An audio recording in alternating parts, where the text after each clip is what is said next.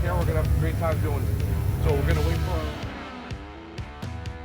our gauge. I got it where I wanted at 35 psi. Now this may be a little high.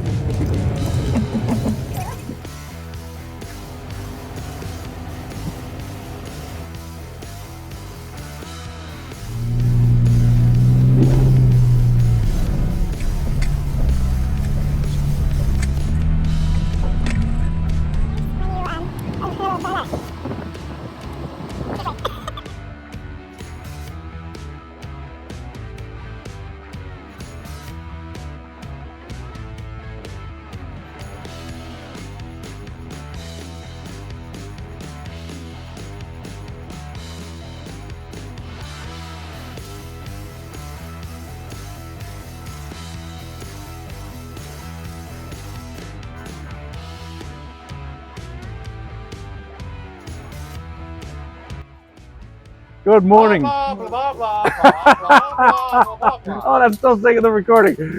Good morning. Blah, blah, blah, blah. This is the next day. Unfortunately, we had the rain really mess us up yesterday when we were doing the rear end. So we're back again for another venture, and this time we're going to do the front. Now, everything that we're doing in the front is identical, or pretty much identical to what we did in the rear, with some minor exceptions. We have the tie rod adjustment bar that we're going to remove, and the steering stabilizers that we're going to remove, and that's going to allow us a lot more space to get to the Dana 30 that's hiding right behind it. And so long as we have all this ample space, we're going to do a couple other corrections. Like there's a little bracket that needs to get straightened. We're probably going to remove everything and put a metal cloak. I wish. But we'll keep on chugging along. So for the most part, since we've already done about everything to the back end, it's going to be the same as the front. We're going to really time lapse this video. I just want you to see that we're doing it, how we're doing it. But it's all pretty much the same. In addition to, we are going to add 2 aluminum axle seals for the front. Let me get one for you. This is what we're looking at right here. It's red anodized, not necessarily the color I was going to go with, but this worked out for 2 benefits. 1, I got a super great deal on. 2, I helped out a friend at the same time because he didn't need them. I got rid of them for him. So, but these are actually going to go right at the outer seals of the Dana 30 axle. It's going to right along with the axle to help seal the entire area for a more secure, leak-proof seal. This fucking guy. All right, let's go ahead and get started.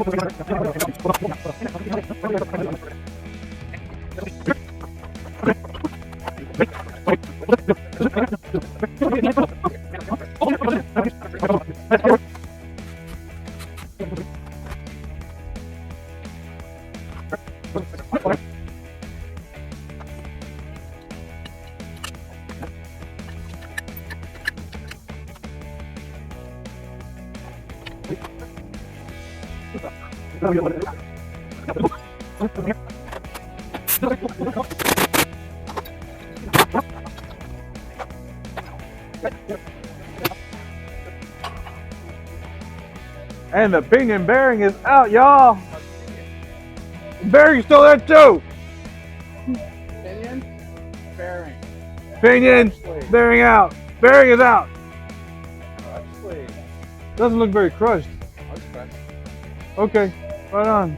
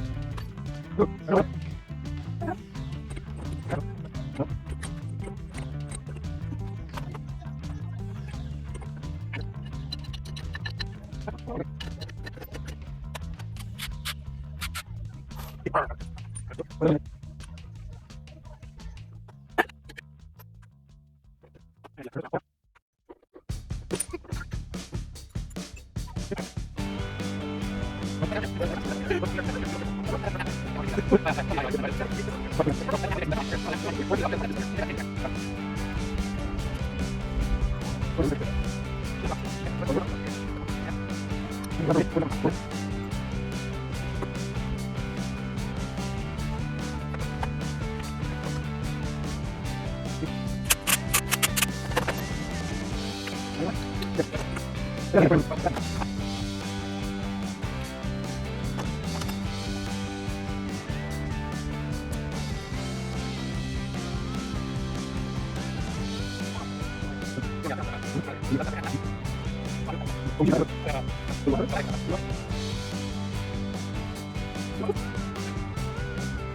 I got that. Alrighty, folks. So here we are. What I didn't show you yesterday when we did the rear end is the actual, is the wear pattern or the contact patch pattern, and that's what we're looking at right there. It's actually a very nice pattern. Not too high, not too low, not too forward, not too back. It's got a nice wear right in the center. Now, we actually had to take this apart 2 or 3 times to get it done right, but that's part of the process. You want to go ahead and take your measurements. You want to check your pattern. You want to check the lash. And of course, you want to get this done because it is a lot of work. You won't have to do all over again because you didn't do it right the first time. Alrighty, with everything inspected where we want it to be, we had to take it apart one more time because now we're at the final stage. So we're going to go ahead and slide on the crush sleeve, put it all back together, and put on the pinion seal, the one that's facing the drive shaft. Yes. Okay. Whatever. I thought you were going to say something.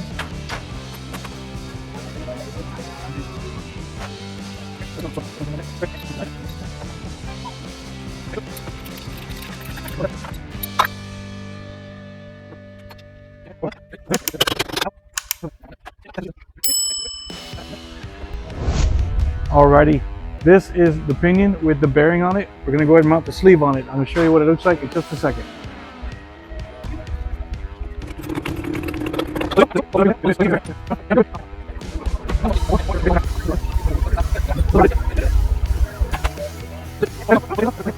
Alrighty, folks, this is what our pinion looks like with the crush sleeve on it. Now this is ready to install. We're going to put everything back together.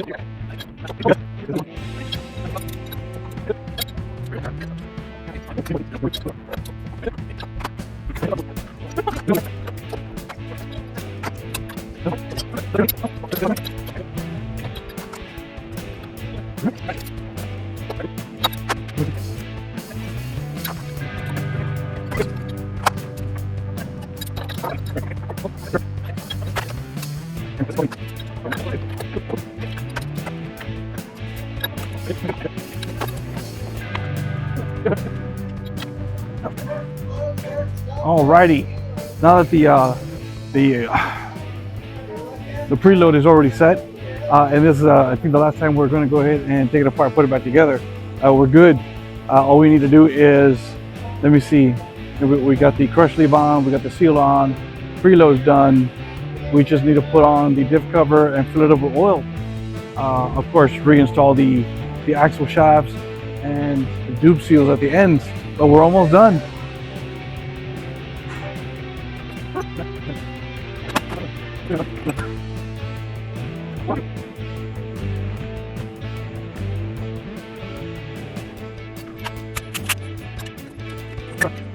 Oh.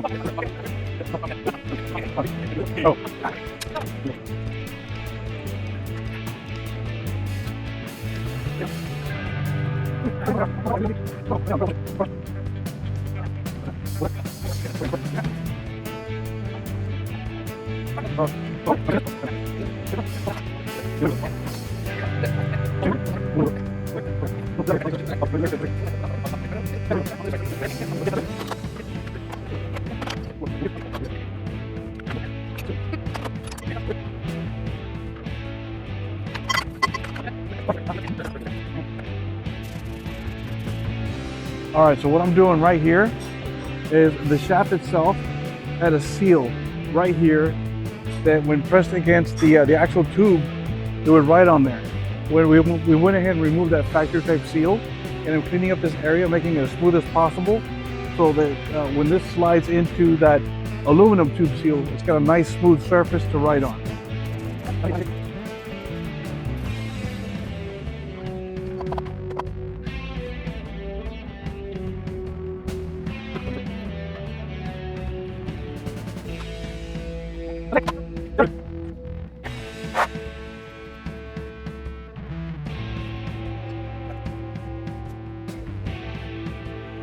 Alrighty, so what I've been doing is after cleaning the neck or the collar of that shaft, I went ahead to the axle tube itself and I just cleaned off any debris or anything else like any kind of foreign object, just to make the surface as smooth as possible so we can press in those aluminum tube seals.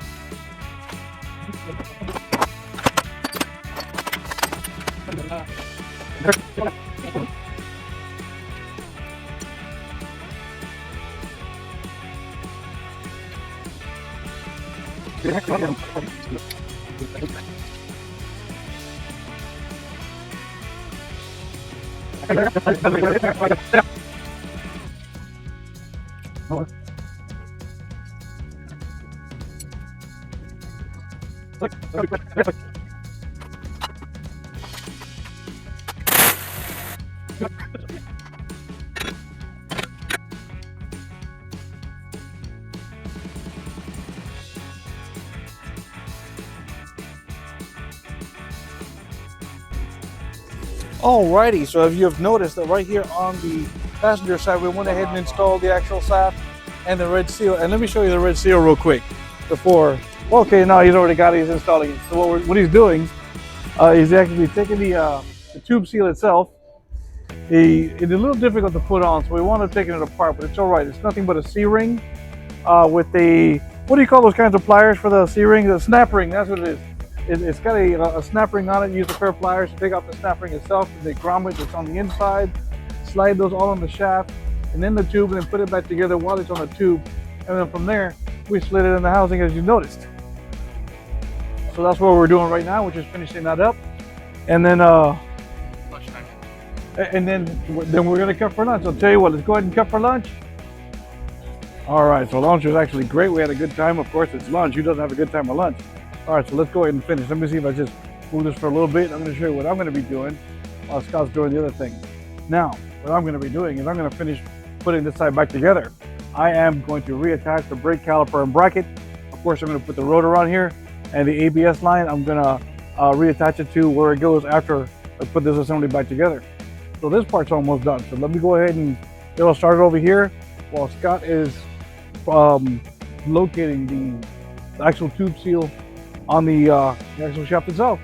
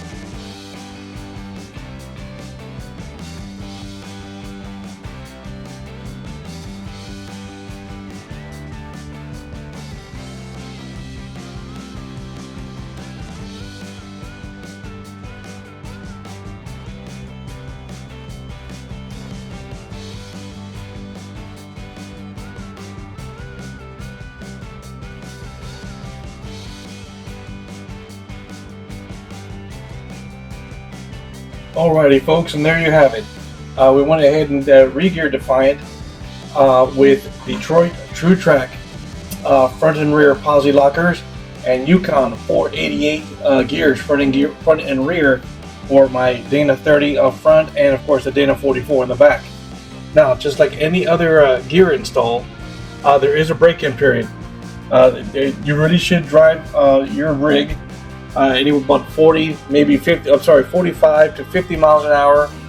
About no more than 500 miles or up to 500 miles. You want to be real easy on it. You want to break in the gears. You want to create a decent wear pattern.